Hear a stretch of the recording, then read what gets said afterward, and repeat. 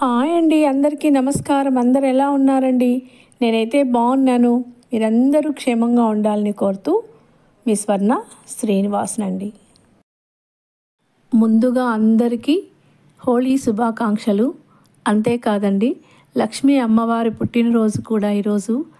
అమ్మవారు అందరినీ కరుణించాలని, అమ్మవారి దయ అందరి మీద ఉండాలని కోరుతూ లక్ష్మీ అమ్మవారి జయంతి శుభాకాంక్షలండి అందరికీ. ఇక నేనైతే ఈ హోలీ పండగ రోజు ఇంటి ముందర పేడతో అలుకుతున్నానండి. పండగలకంతా పేడతోనే అలుకుతాను. ప్రతిరోజు మాత్రం నీళ్ళు చల్లి ముగ్గు పెట్టుకుంటాను. ఇలా పండగలు వచ్చినప్పుడు, తర్వాత లీవ్ ఉన్నప్పుడు కూడా అప్పుడప్పుడు ఇంటి ముందర అయితే పేడతో అలుకుతానండి. ఎంతైనా పేడతో అలకడం చాలా బాగుంటుంది. ఇంటి ముందర చూడడానికి కూడా చాలా అందంగా ఉంటుందండి. నీళ్ళు చల్లి ముగ్గు పెట్టడానికంటే పేడతో అలికి ముగ్గు పెట్టడంలో చాలా కళగా ఉంటుంది. ఇంటి ముందరే అసలు ఒక ట్రెడిషనల్ లుక్ అండి నిజంగానే. నేనైతే సమయం ఉన్నప్పుడు, తర్వాత పండగలప్పుడు ఖచ్చితంగా పేడతోనే అలుకుతాను. ఇంకొక విషయం అండి, పేడతో మనం అలికేటప్పుడు కానీ, నీళ్లు చల్లేటప్పుడు కానీ, ఎప్పుడు కానీ మనం ముగ్గు పెట్టేటప్పుడు చెప్పులు మాత్రం వేసుకోకూడదండి.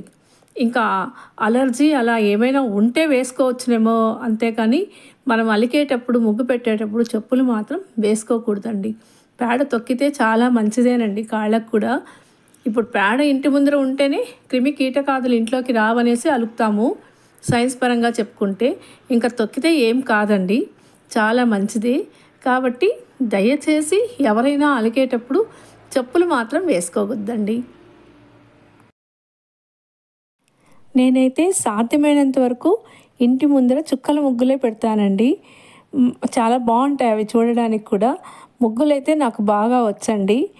ఇప్పుడు నేను వేసే ముగ్గు అయితే ఒకసారి ఈషా టెంపుల్ ఆయన సద్గురు ఉన్నారు చూడండి, ఆయన ఒకసారి స్పీచ్ ఇస్తూ ఉన్నాడండి.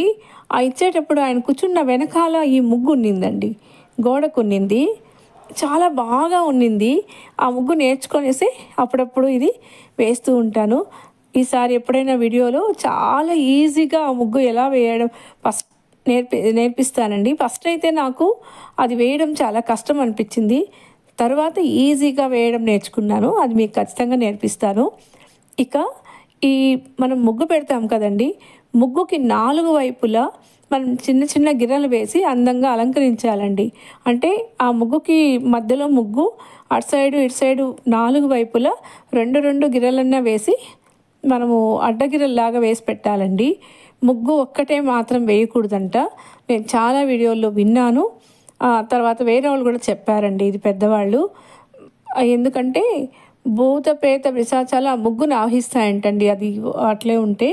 అందుకని 4 వైపులా మనం అడ్డగిర్రలు వేసి అలంకరించుకోవచ్చు. ఇక ముగ్గు అయితే మనం వేస్తామండి, కానీ దానికి ఎర్రమన్ను వేస్తేనే ఆ ముగ్గు యొక్క అలంకరణ. వేసి చూడండి ఒకసారి, చాలా బాగుంటుంది. నేనైతే పొట్టి ముగ్గు ఎప్పుడు పెట్టనండి, తెల్లగా కనిపిస్తుంది పెట్టను. ఎర్రమన్ను ఉంటేనే నేను ముగ్గు పెట్టుకుంటాను. ఖచ్చితంగా ఎర్రమన్నే, ముగ్గు పిండి తీసుకున్నప్పుడు ఎర్రమన్ను కూడా తీసుకునేస్తానండి. ఇదండి ఇంకా ముగ్గు. ఎంతలోనే మార్నింగ్ లేస్తానే ఇక్కడ గూడు కనిపిస్తుంది చూడండి, పక్షులు గూడు కట్టుకుంటూ ఉన్నాయండి. చాలా రోజుల నుంచి, ఒక 1 వీక్ నుంచి కడుతూ ఉన్నాయి. ఇంతకుముందే ఈ గూడు ఇంటి ముందర కట్టినాయండి. అటు సైడు తూర్పు వైపున గోడ కట్టినాయి. అక్కడ రేకులు అడ్డం వేసాము, మళ్ళీ ఎండ వస్తుందని. అందుకని అవి కొంచెం అడ్డం అనేసి ఆ గుళ్ళకి వెళ్ళడం లేదు అనుకున్నానండి. కానీ మళ్ళీ వెళ్తూ ఉన్నాయి. ఇక్కడ ఏమైందంటే రేకులు వేయడం వలన పక్కన పిల్లులు ఉన్నాయండి, 2 పిల్లులు. ఆ పిల్లి ఎక్కడము దిగడము, అంటే ఈ పక్షులు గూళ్ళకి వెళ్ళే ముందు కూర్చుంటాయి రేకుల మీద, అప్పుడు వచ్చి పట్టుకుండే ప్రమాదం ఉంది అనేసి పాపం అవి పోవడం లేదండి అక్కడికి. ఇప్పుడు ఇటు సైడ్ కట్టుకుంటున్నాయి, ఉత్తరం పక్కన. గూడు కడితే మంచిదో కాదో తెలియదు, కానీ 2 పక్షులకి, ఈ పక్షులకి మనం ఉండడానికి ఆవాసం ఇచ్చినట్లు అని చాలా హ్యాపీ అనిపిస్తుంది. ఇక ఇదండి ఈ పక్షులు చూడండి వచ్చి కడుతూ ఉన్నాయి. అది మీకు చూపించాలని వీడియో పెట్టాను.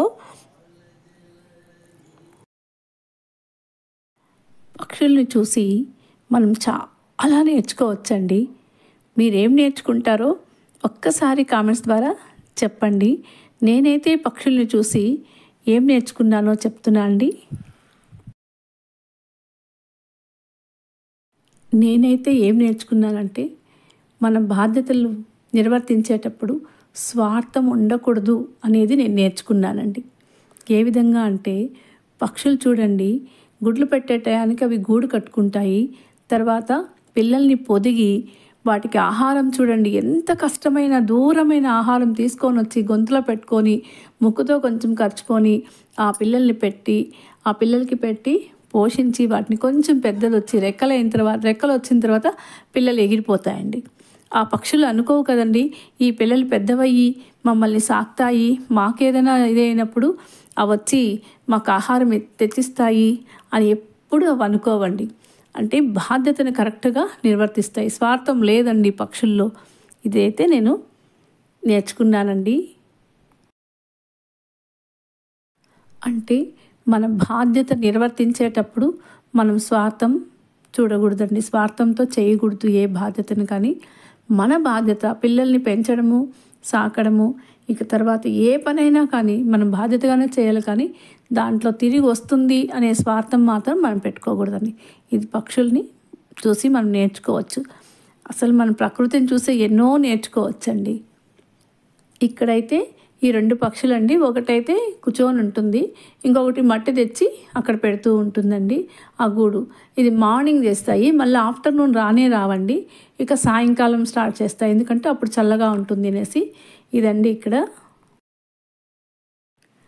ఒక పక్షి ఏమో కూర్చోంటుందండి, ఒకటైతే గూడు కడుతూ ఉంటుంది. 2 వస్తాయి, ఒకటి కూర్చోంటుంది, ఇంకోటిపై గూడు కడుతూ ఉంటుంది.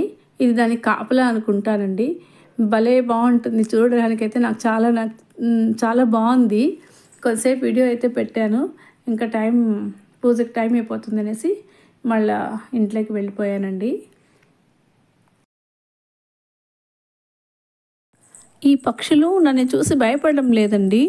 మామూలుగా అయితే దగ్గరికి వెళ్తే చూస్తూ ఉంటే పక్కన పరిగెత్తి వెళ్ళిపోతాయి. బాగా నాకు అలవాటు అయినట్లుంది, నేను చూసి అవి. ఇదైతే గూడు కట్టుకుంటూ ఉంది, నేనైతే వీడియో తీస్తున్నాను. ఇక ఇంకొక పక్షి అయితే ఇక్కడ బట్టలు ఆరేసే కమ్మి మీద కూర్చొని ఉంది. అది కూడా నేను వీడియో తీస్తుంటే అట్లనే కూర్చొని ఉందండి. నాకు కొంతసేపు హ్యాపీ అనిపించింది. మామూలుగా అయితే మనుషులు చూస్తూనే పరిగెత్తి వెళ్ళిపోతాయి కదా, ఇవైతే పోలేదు, నాకు బాగా అలవాటు పడినట్లున్నాయి. అట్లనే కూర్చోందండి, నేనైతే బాగా తీశాను. ఇక అన్ని పనులు అయిన తర్వాత పూజకైతే కూర్చున్నానండి. పూజ చేస్తూ ఉంటే ఈరోజు చాలా ప్రశాంతత అనిపించింది. ఎందుకంటే ఈరోజు శుక్రవారము, తర్వాత హోళీ, అమ్మవారి పుట్టినరోజు అండి. నిజంగా అన్నీ కలిసి రావడం చాలా హ్యాపీగా అనిపించింది. ఈరోజు సెలవు కూడా మాకు కదా, అందుకని అమ్మవారిని చాలా ప్రశాంతంగా పూజించుకున్నానండి. లక్ష్మీ క్షీరసముద్రరాజతనయాం శ్రీరంగధామేశ్వరీ దాసీభూత సమస్తదేవవనితాం లోకైకదీపాంకురం శ్రీమన్మందకటాక్షలబ్ధవిభవ బ్రహ్మేంద్రగంగాధరాం త్వాం త్రైలోక్యం కుటుంబినీం సరసిజాం వందే ముకుంద ప్రియాం.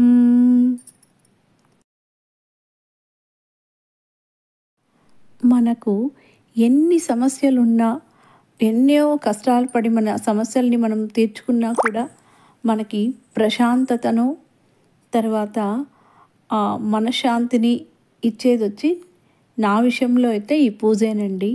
పూజ చేసుకోవడంలో ఉండే ఆనందం ఇంకైతే నేను మాటలతో చెప్పలేను. తర్వాత ఇంకొకటి ఉందండి, చెట్లను పెంచడం అండి. చెట్లను పెంచడము అంటే మనకు గార్డెనింగ్ అండి. ఇది చాలా హ్యాపీ అనిపిస్తుంది నా లైఫ్లో. అన్ని సమస్యలను ఈజీగా ఎదుర్కోగలనండి ఈ 2 పనులు నేను చేసుకోగలిగితే. ఎందుకంటే వీటిలోనే నాకు ప్రశాంతత ఉంటుంది. చాలా సమస్యలు ఉన్నప్పుడు, ఇక కొంతసేపు మనము ప్రశాంతత కావాలన్నప్పుడు చాలామంది మెడిటేషన్ అలా చేస్తారు, కానీ నాకు అది కాదండి. కొంతసేపు ప్రశాంతంగా పూజ చేసుకున్న తర్వాత లేకుంటే చెట్ల మధ్యలోకి వెళ్ళిపోయినా చాలా హ్యాపీ అనిపిస్తుందండి. ఈరోజైతే పూజ చాలా బాగా చేసుకున్నాను. చాలా ఆనందం అనిపించింది. పద్మాలయ పద్మకమల శ్రీహరిప్రియ ఇందిరాలోకమాత రమా మంగళా దేవత భార్గవీలోకజననీ క్షీరసాగర కన్యకాం పద్మాసనే పద్మకరే సర్వలోకైకపూజితే నారాయణ ప్రియే దేవి సుప్రీతో భవ సర్వదా క్షీరోదార్ణవ సంభూతే కమలే కమలాలయే సుస్థిరా భవ మే గేహే సురాసుర నమస్కృతే నమస్తే లోకజననీ నమస్తే విష్ణువల్లభే పాహి మాం భక్తవరదే వరలక్ష్మీ నమో నమః వైభవలక్ష్మీ నమో నమః మహాలక్ష్మీ నమో నమః. ఈ కొన్ని శ్లోకాలైతే అమ్మవారి మీదైతే నేను మనస్ఫూర్తిగా పాడుకుంటానండి. శ్రీ సూక్తం కూడా చూడకుండానే చెప్పేసుకుంటాను. ఇక పూజ అంతా అయిన తర్వాత మంగళహారతి ఇచ్చేసి సర్వమంగళ మాంగళ్యే శివే సర్వార్థ సాధకే శరణ్యే త్రయంబకే దేవి నారాయణి నమోస్తుతే. ఇక ఇంట్లో అంతా ధూపం అయితే వేసుకున్నానండి. సాయంకాలము శుక్రవారం కానీ లేక అమావాస్య అప్పుడు పౌర్ణమి రోజు ఇంట్లో ధూపం వేస్తే చాలా మంచిది.